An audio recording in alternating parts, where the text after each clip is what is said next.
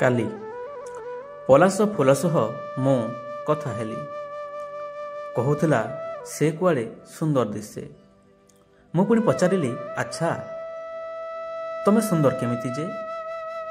କେହି ତ ଗୋଲାପ ଫୁଲ ପରି ତୁମକୁ ପ୍ରେମର ପ୍ରତୀକ ବୋଲି ମାନନ୍ତିନି କି ଟଗର, ମଲ୍ଲୀ, ମାଳତୀ ଭଳି ସବୁ ଦେବୀ ଦେବତାଙ୍କ ପୂଜାରେ ଲାଗ ନାହିଁ। କୌଣସି ନାରୀ ତା ଗଭାରେ କେବେ ଖୁଞ୍ଚିବା ମୁଁ ଦେଖି ନାହିଁ। ତଥାପି କେମିତି କହୁଛ ଯେ ତୁମେ ସୁନ୍ଦର ବୋଲି? ସେ ପ୍ରତି ଉତ୍ତର ଦେଲା, ଆଚ୍ଛା ଗୋଟେ କଥା କହିଲ ମୋତେ, କେହି ପସନ୍ଦ କଲେ ନାହିଁ ବୋଲି ମୁଁ କେମିତି ସୁନ୍ଦର ନୁହେଁ ଯେ? ବୋଧେ ସେମାନେ ମୋ ସୁନ୍ଦରତାକୁ କେବେ ନିରୀକ୍ଷିକି ଚାହିଁ ନାହାନ୍ତି, କେବେ ବୁଝିବାକୁ ଚେଷ୍ଟା କରିନାହାନ୍ତି। ହଉ, କେହି ମୋତେ ଗ୍ରହଣ କରନ୍ତୁ କି ନାହିଁ, ମୋର ସେଥିରେ ଯାଏ ଆସେ ନାହିଁ। ବାସ୍, ମୁଁ ନିଜକୁ ନିଜେ ଭଲ ପାଏ, ଆଉ ମୁଁ ମୋ ନିଜ ମନକୁ ବୁଝେଇ ନେଇଛି ସୁନ୍ଦର ବୋଲି। ମୁଁ ଭାବିଲି ତେବେ ବୋଧେ ମୁଁ ବି ସୁନ୍ଦର। କାଲି ମହାନଦୀ ତୁଠସ୍ଥ ସୋନପୁରର ଭଗ୍ନ ରାଜଦୁର୍ଗ ସହ ମୁଁ କଥା ହେଲି। ସେ କହୁଥିଲା ସେ କୁଆଡ଼େ ଗୋଟେ ଇତିହାସ। ମୁଁ ପଚାରିଲି, ଆଚ୍ଛା ତମେ ତ ସେହି ପୁରୁଣା ରାଜପ୍ରସାଦ ହେଇକି ଆଉ ନାହଁ, ଯେଉଁଠି ଦିନେ ରାଜା ଶାସନ କରୁଥିଲେ, ପ୍ରଜାମାନେ ଅପେକ୍ଷାରେ ରହୁଥିଲେ।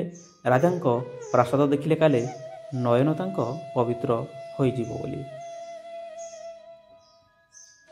ରାଜପ୍ରାସାଦ ଥିଲା ଚକଚାକ୍, ବିଶାଳ ଅଟ୍ଟାଳିକା ସହ ବୃହତ୍ ବଗିଚା। କିନ୍ତୁ ଏବେ ଠିକ୍ ତା ବିପରୀତ।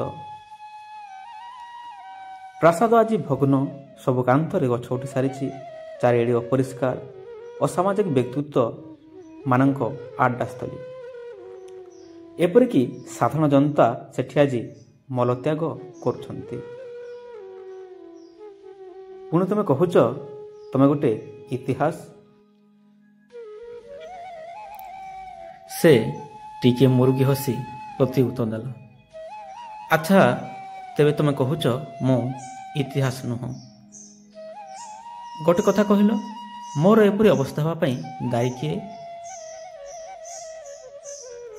ତମେ ସରମରେ ନିଜ ମୁହଁ ତଳକୁ କରି ପକାଇବ ମୁଁ ଜାଣେ। ଆଚ୍ଛା, ଲୋକେ ନିଜ ସ୍ୱାର୍ଥ ହାସ କରିସାରିବା ପରେ ମୋତେ ଭୁଲିଯିବେ, ମୁଁ ସେଥିପ୍ରତି ଅବଗତ ଅଛି। କିନ୍ତୁ ତଥାପି ଆଜି ବି ମୋର ଭଗ୍ନାବଶେଷ ଚାହିଁ ରହିଛି। ଆଉ ସେ ସବୁବେଳେ ମନେ ପକାଇ ଦେଉଥିବ ସେ ପୁରୁଣା ଅତୀତକୁ। ସେଥିପାଇଁ ମୁଁ ଆଜି ବି ଇତିହାସ ହୋଇ ଠିଆ ହୋଇଛି କୋଉ କାଲରୁ।